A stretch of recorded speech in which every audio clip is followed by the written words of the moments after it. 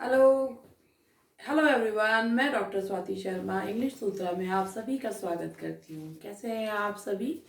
और I hope अपनी तैयारी कर रहे हैं, किसी भी प्रकार की अफवाहों में ना आकर अपनी तैयारी में लगे हुए हैं। और मैं भी आपकी तैयारी में समय समय पर आकर थोड़ा सा मदद कर देती हूँ। थोड़ी सी मदद इसलिए कह रही हूँ क्योंकि इतना समय नहीं मिल पाता है मुझे कि मैं यूट्यूब पे रेगुलरली जो है वो आ सकूँ, लेकिन जितना जो है वो मुझे पसंद करने वाले हैं यूट्यूब पे, उनके लिए मैं अपने चैनल के थ्रू एक क्वालिटी कंटेंट जो है वो देने की कोशिश करती हूँ। आज मैं जो आप लोगों के लिए कंटेंट लेकर आई हूँ वो है एलिजाबेथन लिटरेचर, कि एलिजाबेथन एज के बारे में थोड़ा सा बता के एलिजाबेथन लिटरेचर। अच्छा, मैं आप लोगों से, अगर आपने मेरे पुराने वीडियोस भी देखे हों तो मैं हमेशा ये कहती हूँ कि जब भी अगर आप कोई राइटर पढ़ रहे हो तो उसकी एज के बारे में ज़रूर जानें। अब इसका मेरा पर्पस क्या है कहने का, इसका मैं आपको बताती हूँ क्यों मैं ऐसा कहती हूँ। देखिए, अगर मैं आपसे कह रही हूँ कि शेक्सपियर हम पढ़ रहे, सीधा हम शेक्सपियर पढ़ना शुरू कर दें and we do not know anything about Elizabethan age, तो होता क्या है कि बहुत सारी टर्म्स ऐसी होती हैं जिनके बारे में लोग जानते ही नहीं हैं। जैसे मैं आपको एक सिंपल एग्जांपल देती हूँ। मैंने आपसे पूछा कि भाई शेक्सपियर ने अपने हिस्टोरिकल प्लेस का मटेरियल कहाँ से लिया, तो सबको पता है, रट रखा है, राफेल हॉलिनशेड से लिया। अगर इसके अलावा राफेल हॉलिनशेड अगर मान लीजिए ऑप्शन में नहीं दे रखा लेकिन एडवर्ड हॉल दिया हुआ है, तो दूसरा सोचेगा हो सकता है ये क्वेश्चन जो है वो गलत हो, इसमें नहीं। तो एडवर्ड हॉल से भी जो है शेक्सपियर ने अपना हिस्टोरिकल जो मटेरियल है वो लिया है, कुछ प्लेस तो डायरेक्टली वहाँ से लिए हैं। चलिए, ये तो एक क्वेश्चन की बात हुई। अब अगर मैंने आपसे कहा कि प्लूटार्क की जो लाइव्स थी, जो कि ट्रांसलेट हुई और सर टॉमस नॉर्थ ने करी, और उस प्लूटार्क की लाइव्स का शेक्सपियर की लाइफ में क्या इम्पोर्टेंट रोल है, तो ऑब्वियसली शेक्सपियर ने कौन कौन से प्लेस जो हैं वो लाइव से लिए हैं। तो अगर उसमें चार ऑप्शंस में है कि भाई इसमें से कौन सा जो है वो लाइव से जो है वो प्रेरित होकर लिखा गया है, तो ये सारी चीजें हमें केवल तब, अब ये रटने से या पीछे, अब आप खुद देख लीजिए कि मार्केट में अवेलेबल जितनी भी गाइड बुक्स होती हैं, अगर आप उन गाइड बुक्स को ले रहे हैं तो उनमें वैसे कंटेंट में चाहे वो इतना दिया हुआ ये हो या ना दिया हो, मगर क्वेश्चन स्टैंडर्ड दिए रहते हैं।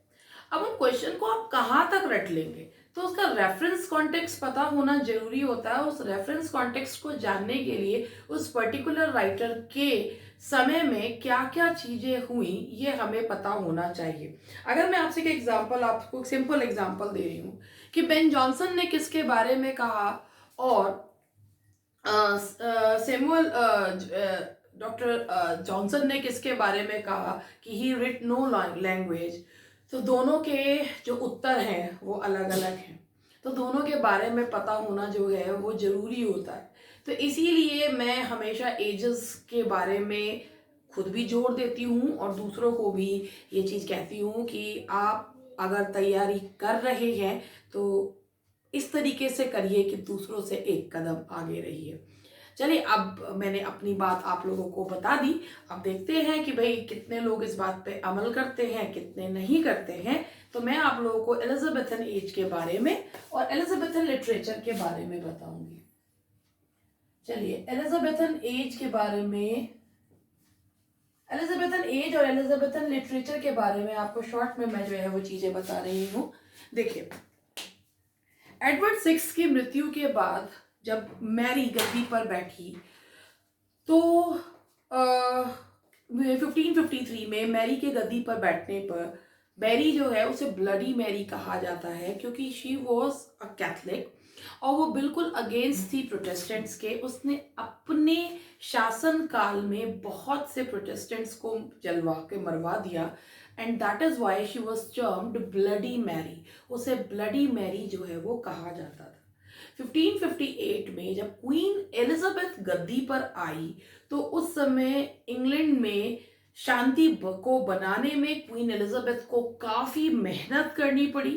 क्वीन एलिजाबेथ ने अपने समय में आकर बहुत सी चीज़ों को जो है उन्होंने, जो लिटरेचर के पॉइंट ऑफ व्यू से बहुत सारे जो युद्ध में और उनमें लगा होता उस क्रिएटिविटी को उन्होंने मोड़ कर लिटरेचर की तरफ जो है वो मोड़ दिया। और लास्ट के जो 15 ईयर्स हैं एलिजाबेथन एज के, वो गोल्डन एज ऑफ लिटरेचर कहलाते हैं।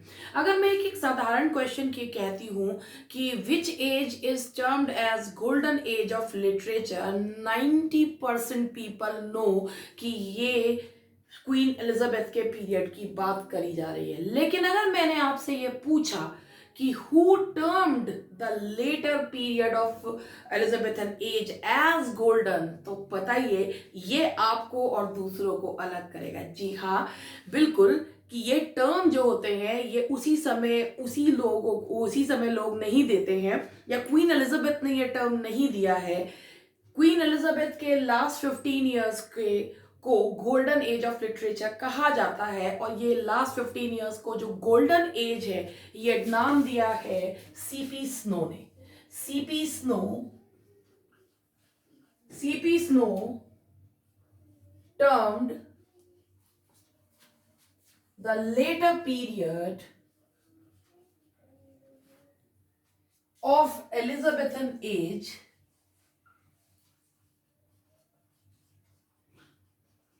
as golden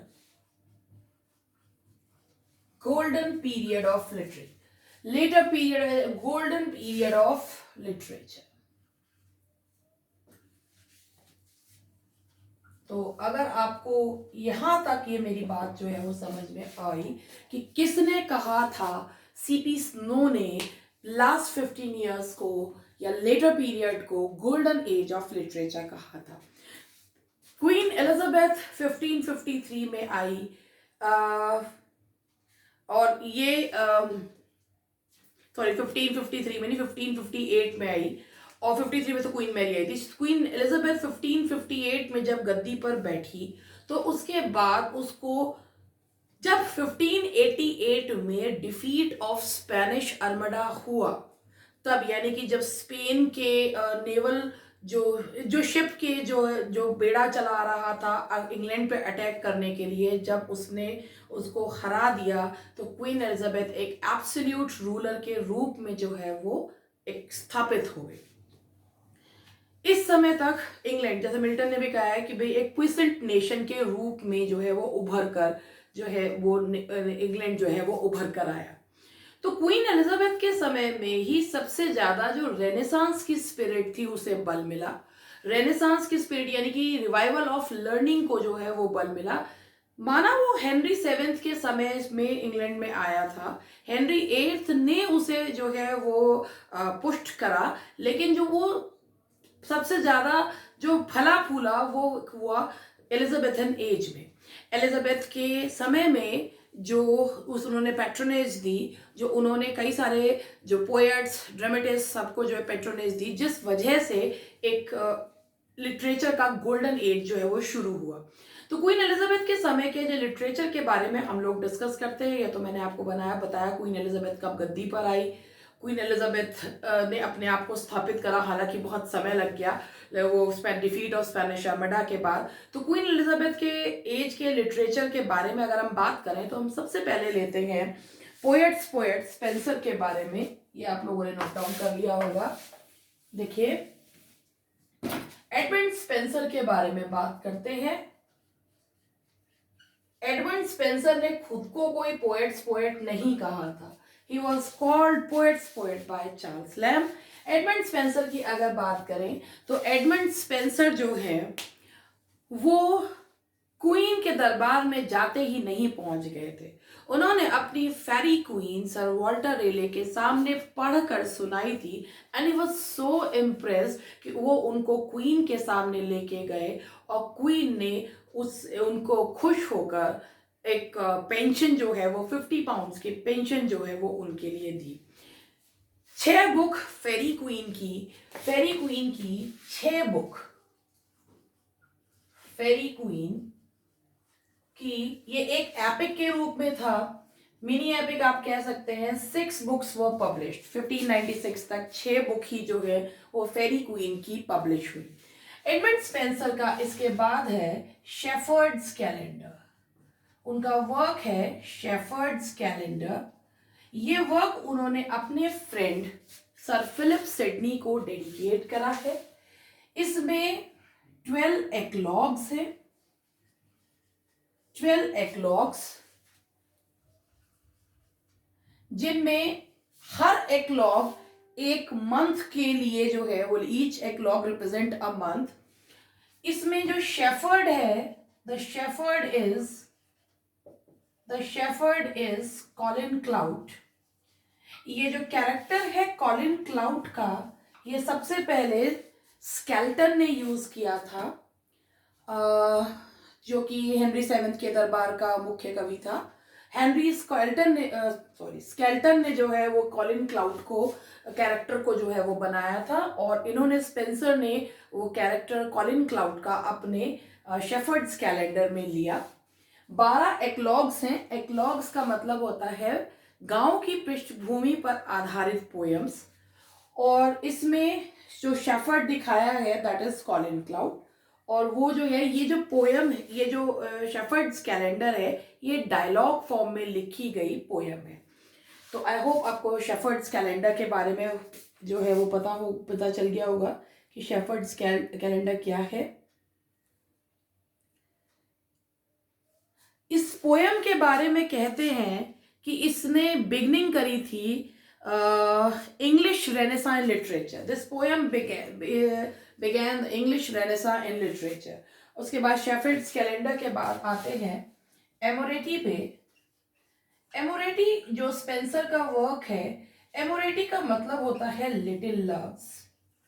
इसमें 88 सॉनेट्स हैं, और ये उन्होंने अपनी would be wife Elizabeth Boyle को समर्पित करते हुए लिखी है 88 सॉनेट्स, जिसमें जो है कोर्टशिप की बारे में उन्होंने अपनी कोर्टशिप के बारे में बताया है। और ये 88 सॉनेट्स हैं। एमोरेटी का मतलब होता है लिटिल लव्स। तो देखिए शेफर्ड्स कैलेंडर, और मैंने आपको बताया कि कॉलिन क्लाउट का ये एक इम्पॉर्टेंट है कि कॉलिन क्लाउट का जो कैरेक्टर है, या कॉलिन क्लाउट जो as a character who used it for the first time, तो जिन्होंने सिर्फ शेफर्ड्स कैलेंडर पढ़ रखा है वो कहेंगे कि स्पेंसर नहीं। ये सबसे पहले कॉलिन क्लाउट का कैरेक्टर जॉन स्केल्टन के द्वारा जो है वो यूज किया गया था। तो एमोरेटी के बारे में मैंने आपको बताया कि एमोरेटी जो है ये एमोरेटी मिल्टन ने लिखी, क्या कह रही हूँ मैं, एमोरेटी स्पेंसर ने लिखी है, और लिटिल लव्स इसका मीनिंग है, और इसमें 88 सॉनेट्स हैं जो उन्होंने अपनी would be wife Elizabeth Boyle को जो है समर्पित करते हुए लिखी है। इसके बाद स्पेंसर की ही 2 और पोएम्स हैं। एक है उनकी एपिथेलेमियन, मतलब पोएम्स तो और भी हैं। ये उन्होंने इसमें अपनी शादी को सेलिब्रेट करा है एलिजाबेथ बॉयल के साथ। और दूसरी है प्रोथेलेमियन। इसमें इन्होंने अर्ल ऑफ वॉर्सेस्टर की 2 बेटियों के जो है बिट्रोथल यानी कि एंगेजमेंट सेरेमनी को सेलिब्रेट करते हुए लिखी हैं ये दोनों पोएम्स। ये जो है ये पोएम प्रोथेलेमियन जो लिखी है वो अर्ल ऑफ वॉर्सेस्टर की बेटियों की बिट्रोथल के लिए लिखी है। एपिथेलेमियन जो उन्होंने लिखी है वो अपनी शादी के को सेलिब्रेट करते हुए लिखी है। तो फिर दोबारा से मैं आप लोगों को बता देती हूँ कि एडमंड स्पेंसर पोएट्स पोएट कहा जाता है, चार्ल्स लैम ने कहा था। इनकी poem the shepherd's calendar mark the beginning of renaissance spirit in literature. इन्होंने जो शेफर्ड्स कैलेंडर लिखा इसमें 12 एक्लॉग्स हैं। एक्लॉग का मतलब होता है कि गांव की पृष्ठभूमि पर लिखी गई पोएम, जिसमें जो कवि होता है वो शेफर्ड की भूमिका में होता है। और इन्होंने हर पोएम को हर पोएम एक मंथ को रिप्रेजेंट कर रही है। इसमें जो शेफर्ड है that is Colin cloud. Colin cloud का कैरेक्टर्स पहले जॉन स्केल्टन ने यूज किया था, फिर स्पेंसर ने यूज करा है। फेरी क्वीन वो एक एपिक लिखना चाहते थे, लेकिन वो फेरी क्वीन 6 बुक्स तक ही सिमट कर रह गई, और इस फेरी क्वीन को उन्होंने क्वीन एलिजाबेथ को समर्पित करा है। इवन फेरी क्वीन की जो कैरेक्टर है ग्लोरियाना, उसमें उन्होंने क्वीन एलिजाबेथ को ही दिखाया है। एमोरेटी उनकी सोनेट सीरीज है जिसमें 88 सोनेट्स हैं। एमोरेटी का मतलब होता है लिटिल लव्स, और इसके अलावा ये दो मैरिज पोएम्स हैं, एपिथेलेमियन एंड प्रोथेलेमियन। तो यहाँ तक आपको एडमंड स्पेंसर के बारे में आई होप जो है वो समझ में आ गया होगा। तो मैं अब यहाँ पे आपके सामने से यहाँ हट जाती हूँ, आप लोग देख लीजिए। नाउ देख लीजिए, now the next one is,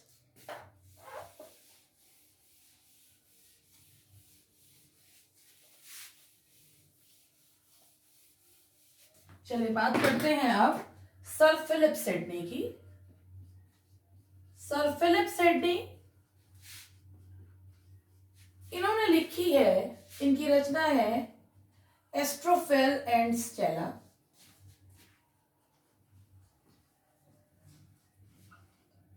इसके बारे में मैं आपको बताऊं कि सर फिलिप सिडनी एक कोर्टियर, एक बहुत ही अच्छे जो है वो जेंटलमैन थे। और सर फिलिप सिडनी ने ये करीब करीब 1590 में जो है वो उन्होंने कंपोज करी थी, लेकिन पब्लिश तो ये सारी उनकी मृत्यु के बाद ही हुई है। Sir Philip Sidney was in love with lady Penelope Devereux. Later on she became lady Rich, क्योंकि लॉर्ड रिच ने उनसे शादी कर ली थी। और ये कहते हैं कि सर फिलिप सिडनी ने ये जो अपना सोनेट सीरीज लिखी है एस्ट्रोफेल एंड स्टेला, ये लेडी पेनेलोपी ड्यूरिक्स को ही उन्होंने समर्पित करते हुए लिखी है। और इस सोनेट सीरीज में 108 सोनेट्स और 11 सॉन्ग्स हैं। 108 सोनेट्स, 11 सॉन्ग्स इस सोनेट सीरीज में हैं, एस्ट्रोफेल एंड स्टेला। इसके अलावा अगर हम एस्ट्रोफेल एंड स्टेला के मीनिंग के बारे में भी जानें तो एस्ट्रोफेल का मतलब होता है star lover and Stella means star. Stella is star and Astrophel means star lover. तो sir Philip Sidney, Astrophel and Stella, 108 sonnets and 11 songs. Now we move on to George Chapman. अब ये जॉर्ज चैपमैन की क्या भूमिका है इसके बारे में मैं आपको बताऊं। Marlowe, Christopher Marlowe, the youngest of university wits, he died at the age of 29. उन्होंने एक पोएम लिखी थी hero and Leander. Hero and Leander में 6 सेस्टियार्ड्स हैं, उसमें 2 सेस्टियार्ड मार्लो ने लिखे हैं और जो बाकी के 4 सेस्टियार्ड्स हैं वो चैपमैन ने पूरे करे। तो चैपमैन ने हीरो एंड लिएंडर को कंप्लीट करा है and he completed Marlowe's hero and Leander. अब आप सोच रहे होंगे कि हीरो एंड लिएंडर से हमको क्या लेना देना। तो देखिए, हीरो एंड लिएंडर की शेक्सपियर ने मार्लो को ट्रिब्यूट पे करी है हीरो एंड लिएंडर की लाइंस को अपने play As You Like It में कोट करके। तो हीरो एंड लिएंडर किसकी पोएम है? मार्लो की। इस हीरो एंड लिएंडर को कंप्लीट किसने करा है? चैपमैन ने जो है वो इसे कंप्लीट करा है। इसमें 6 सेस्टियार्ड्स हैं, 2 मार्लो ने करे हैं और 4 जो हैं वो किसके द्वारा पूरे करे गए हैं? जॉर्ज चैपमैन के द्वारा। देखिए, मैं अगर आप लोगों को YouTube पे भी करवा रही हूँ तो सिर्फ देखिए, जैसा मैं अपनी क्लास में पढ़ाती हूँ सेम वैसा ही मैं ऑनलाइन में पढ़ाती हूँ। और YouTube पे भी अगर मैं ये सोचूं कि केवल बहुत ही ऐसे ही कंटेंट दे दूँ कि जो ऑब्वियसली ऑलरेडी लोगों को पहले से पता है, हो सकता है ये कुछ लोगों को पसंद भी आए, मगर बहुत अधिकतर लोग ये चाहते हैं कि वो ये ऐसा कंटेंट चाहते हैं कि जो उनको नहीं पता हो तो वो उनको ज़्यादा अच्छा लगता है। तो मैं इसी तरीके इसलिए ही उस कंटेंट को आपके सामने लाने की कोशिश करती हूँ। और मैं फिर दोबारा से कह रही हूँ कि मैं YouTube पे रेगुलरली नहीं आ पाती हूँ क्योंकि इतना समय नहीं रहता है मेरे पास, लेकिन जब मुझे समय मिलता है I always try to provide quality content. मतलब मेरे हिसाब से तो वो क्वालिटी कंटेंट ही होता है, तो मैं आप लोगों को वही प्रोवाइड करने की कोशिश जो है वो करती हूँ. Some of you definitely like it, कुछ लोगों को ये चीज़ पसंद नहीं आएगी, मगर मैं अपनी तरफ से पूरी कोशिश करती हूँ कि अगर नॉलेज दे इम्पार्ट कर रहे हैं तो ढंग से ही करें. कभी कभी बोलते बोलते गलती हो जाती है, उसको माफ़ कीजिएगा. जैसे मैंने अभी बीच में बोलते हुए एडमंड स्पेंसर की जगह मिल्टन वर्ड यूज़ कर लिया था, या क्वीन एलिजाबेथ के 1558 को 1553 कर दिया था. वो होता ना, पढ़ाते पढ़ाते कभी दिमाग जो है वो इधर का उधर चला जाता है, तो इसीलिए स्लिप ऑफ टंग है. और अगर जहाँ मेरी गलती है वहाँ मैं रेक्टिफाई भी कर लेती हूँ. तो अगर कुछ स्लिप ऑफ टंग हो गया हो तो उसके लिए excuse me for that. Next यहाँ पर ये देख लीजिए कि सर फिलिप सिडनी ने जो है वो, और जॉर्ज चैपमैन के बारे में मैंने आपको बताया. तो यहाँ तक ये देखिएगा. अब उसके बाद हम आगे बढ़ते हैं. अब मैं आप लोगों को जो बता रही हूँ,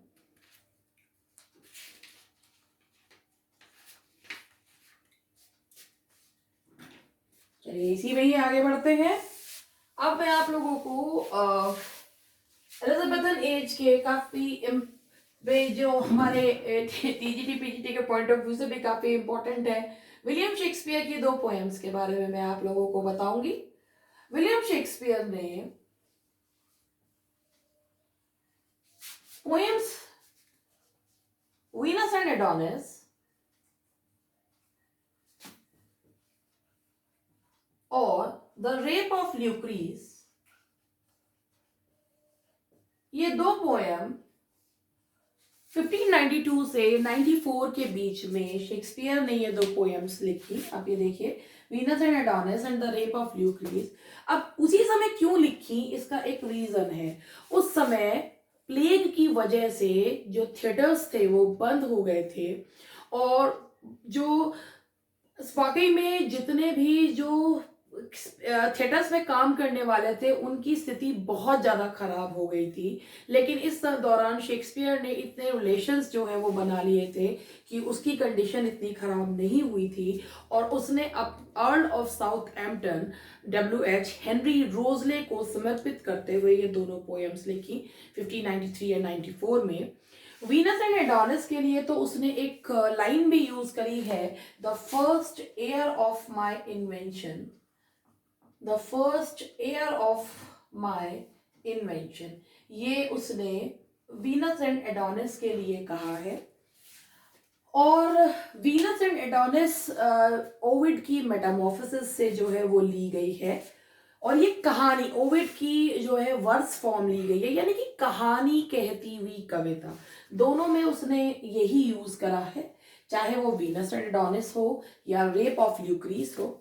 रेप ऑफ ल्यूक्रीस की कहानी भी उसने ओविड की फर्स्टी या चौसर के the legend of good women से ली है, और उसमें भी उसने ल्यूक्रीस के रेप के बारे में जो है वो बताया है. तो ये दोनों पोएम्स उसने तब लिखी जब प्लेग की वजह से थिएटर्स जो है वो बंद हो गए थे. तो ये इंपॉर्टेंट पोएम्स हैं शेक्सपियर की, Venus and Adonis and the rape of Lucrece. तो यहाँ तक हमने पोएट्स वाला पार्ट जो है वो कवर किया. अब जितना मुझे मालूम है कि मैं एक लेक्चर में एक्चुअली स्किप करके जो जो चीज़ें इंपॉर्टेंट हैं वो आप लोगों को बता रही हूँ, क्योंकि एलिजाबेथन एज का लिटरेचर तो वास्ट हो जाता है. लेकिन मैं आप लोगों को इसके बारे में जो है वो स्किप करके जितना जो है, जितना ऑब्वियसली जब आप किसी वीडियो को एंजॉय करते हैं तभी आप उसको पूरा देखते भी हैं, नहीं तो आप उसे बीच में से ही देखना छोड़ देते हैं. तो अगर इसी वीडियो को मैं 1 घंटा 1.5 घंटा या 2 घंटे का बना दूंगी तो आप में से कोई भी इसको इतना नहीं देखेगा. तो इसलिए I am trying my level best to make it interesting. और कैसा लगा आपको ये जरूर बताइएगा. नहीं, मैं अभी जा नहीं रही हूँ, लेकिन मैं मतलब अगर आपको अच्छा लगे तो प्लीज़ बताइएगा जरूर. तो ये देख लीजिएगा कि why did William Shakespeare write these 2 poems at the closure of theatres. Now let's move on to our next segment. चलिए जी आगे बढ़ते हैं. अब हम लोग लेते हैं प्रोज, एलिजाबेथन एज का प्रोज लेते हैं. तो प्रोज में मैं सबसे पहले ले रही हूं सर टॉमस नॉर्थ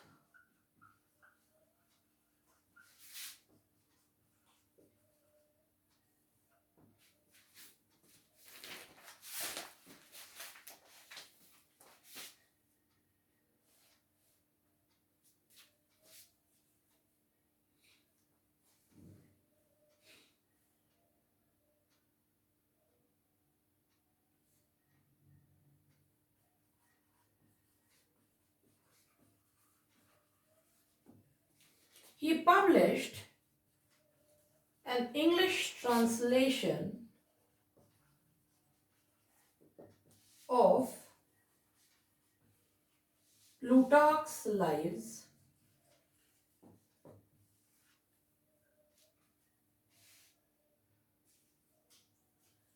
एंड इसके बारे में मैं आपको बता देती हूँ।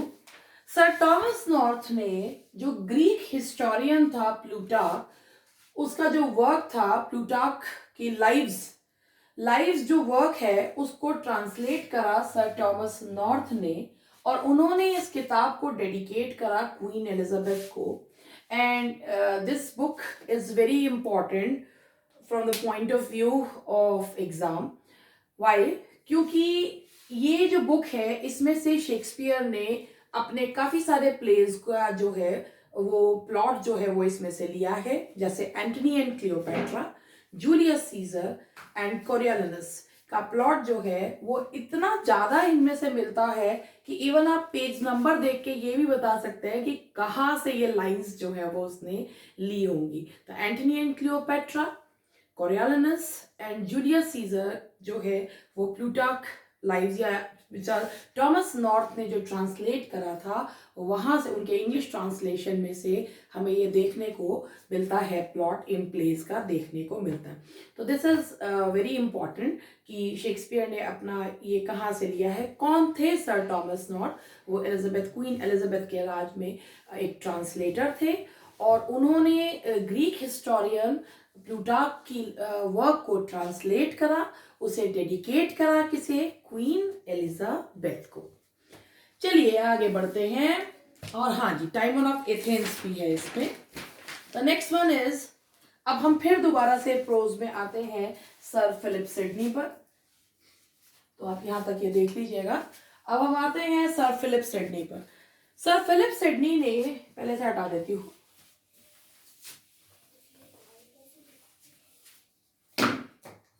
सर फिलिप सिडनी ने एक बुक लिखी है, an apology for poetry. An apology for poetry, ये क्यों लिखी उन्होंने ये book, an apology for poetry? इसके बारे में बताती हूं कि उन्होंने ये एपोलॉजी फॉर पोएट्री जो लिखी है, इन्होंने ये स्टीफन गॉसन की एक बुक थी, Stephen Gosson school of abuse, उसके अगेंस्ट जो है सर फिलिप सिडनी ने लिखी थी an apology for poetry. Actually Stephen Gosson ने पोएट्री के ऊपर 4 गंभीर आरोप लगाए थे। उन्होंने कहा था poetry is the waste of time. अब मैं आपको बता देती हूँ उन्होंने क्या क्या कहा था। Poetry is the waste of time, poetry is the mother of lies, it is nurse of abuse, Plato had rightly banished the poets from his ideal world. अब मैं आपको इसको हिंदी में भी बता देती हूँ।